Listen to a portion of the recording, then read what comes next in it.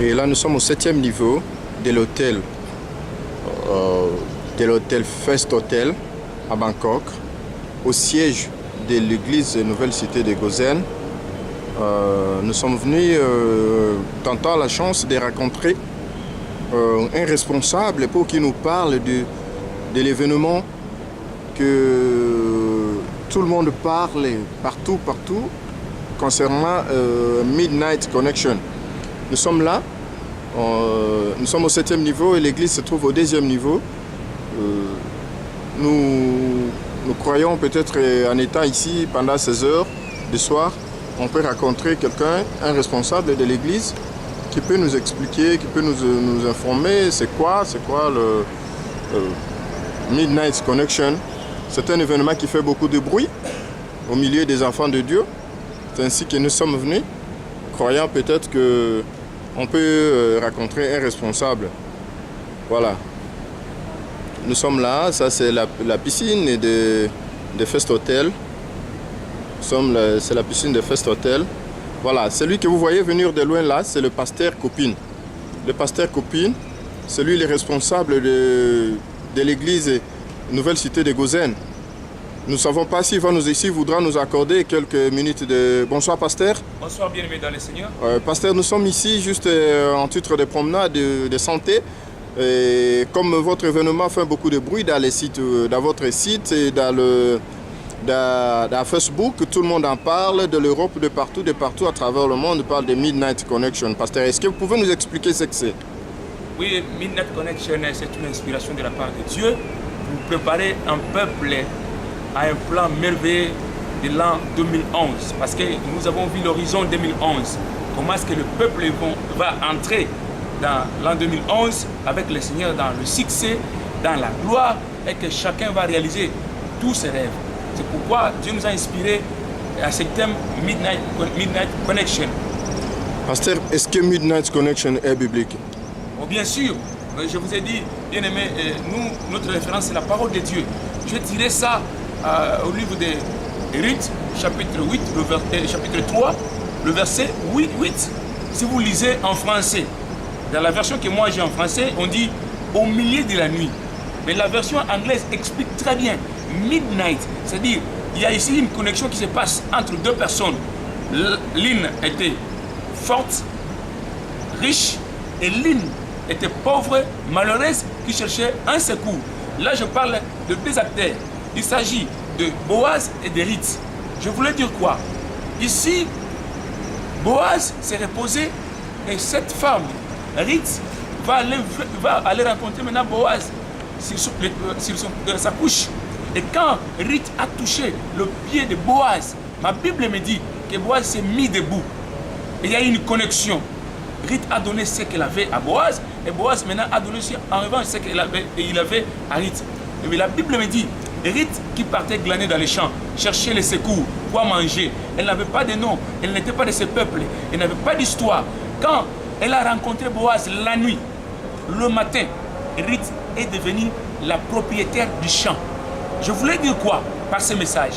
Une seule nuit qu'on va passer à côté de celui qui est fort, le matin on sort fort. Parce que Boaz veut dire homme puissant. Mais nous avons celui qui est plus fort que Boaz. Il s'appelle Jésus de Nazareth. Quand on fait une connexion la nuit avec cet homme, le matin son histoire change. Parce que j'ai vu dans la Bible, quand Esther, qui n'était pas de ce peuple, orpheline de père et de mère, sans nom, a passé une nuit à côté d'un homme fort.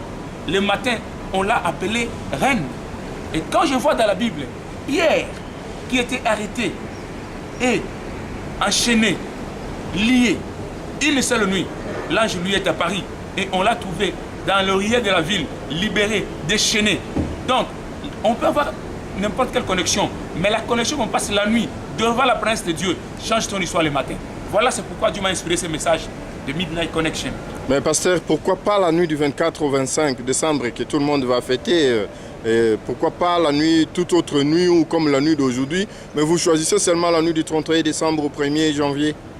Mais parce que ça va d'une grande importance, la nuit du 31 au 1er, parce que c'est d'abord la séparation de 2 années. C'est une nuit qui sépare 2 années. L'autre année s'achève et une autre commence.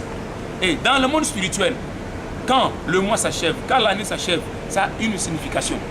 Et dans le monde, dans l'univers, il y a des cérémonies qui s'opèrent. Et nous aussi, les hommes surnaturels, bien que nous vivons dans le monde terrestre, nous devons aussi organiser des événements qui ont trait aussi à ce qui est surnaturel. Parce que quand nous bénissons les enfants de Dieu, quand nous programmons la réussite, nous prophétisons des choses pour les enfants de Dieu, je crois que les ciels agréent et la vie de ces peuples change.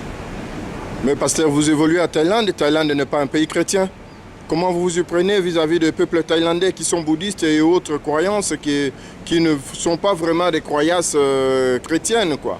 Bon, je vais vous dire ceci. Selon l'histoire de l'Église, il est dit ce pays, la Thaïlande n'est pas un pays chrétien. Mais moi, je vous dis que ce pays, Christ a besoin de sauver ce pays.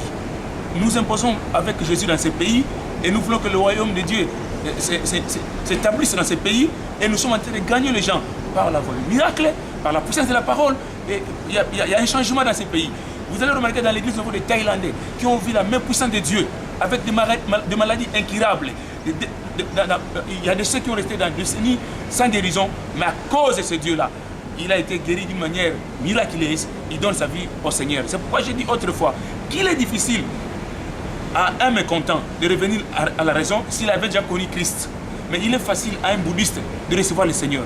Donc je crois que c'est un pays chrétien et je le confirme que notre mission est de faire de ce pays un pays chrétien. Et avec le Seigneur, ce pays va changer au nom de Jésus. Je l'ai toujours confessé. Pasteur, je vais vous poser une question qui a trait à l'organisation. Peut-être la question allait beaucoup plus intéresser Berger Jacob Kyung et M. JP Otenga, qui sont dans le comité organisateur. Mais est-ce que vous pouvez nous donner un aperçu sur ce qui sera cette nuit-là? Bien sûr, vous dites que non, c'est une question qui les intéresse. Malheureusement, vous voulez me la poser et je vais vous répondre. Je crois que je vais plus m'occuper de ce qui est spirituel. D'abord, je vais commencer de te parler de ce qui est spirituel. Nous allons organiser beaucoup de services lors de l'événement. Il y aura la célébration de la Sainte Seine, il y aura le témoignage, il y aura le service où les gens peut-être vont aussi faire des actions de grâce à l'Éternel. Je vais aussi prier pour les gens. Je vais faire une prière et une prophétie dans la prière pour déclarer l'année qui va commencer pour tout le peuple de Dieu qui sera au rendez-vous dans l'église et pendant cette nuit. Mais je crois que ce qui intéresse plus le matériel, logistique, tout ça, j'aimerais que vous posiez la question à M. Otenga et au berger Jacob Kyung. Parce que je suis plus dans ce qui est spirituel. Le temps, je prends peut-être pour le message et écouter un peu les orientations divines selon ce que Dieu va me dire pendant l'événement du côté spirituel. Voilà ce que je peux vous répondre là-dessus. Pasteur, est-ce que vous êtes sûr d'avoir mesuré votre taille à la taille de First Hotel? Est-ce que vous connaissez la taille de Dieu par rapport au First Hotel? Dieu n'a pas de taille parce qu'il est tout. Ah voilà, comme Dieu n'a pas de taille, alors j'estime que nous avons la taille de Dieu. Il n'y a personne qui connaît l'âge de Dieu, il n'y a personne qui connaît la taille de Dieu parce qu'il est l'ancien des âges, il est le reçu des âges, il est tout. Je crois que cet hôtel ne représente rien devant notre Dieu parce que Dieu nous amène au-delà. Je vous avais dit l'autre fois que rien n'est impossible seulement à deux personnes. Rien n'est impossible. D'abord à celui qui croit et rien n'est impossible à Dieu. Donc si vous croyez, rien ne vous sera impossible. Et je vous assure que par rapport à cette 8 étoiles que vous allez parler, 10 étoiles, tout ça, mais nous avons pris la salle, c'est notre siège de l'église. Nous prions ici parce que nous avons un Dieu qui est capable de susciter toutes les ressources de ce pays. Parce que quand Dieu donne le mandat, il oblige toutes les ressources, je les déclare bien, de ce pays d'être derrière vous. Et j'aimerais vous dire que quand je suis dans le voyage, j'arrive deux fois dans les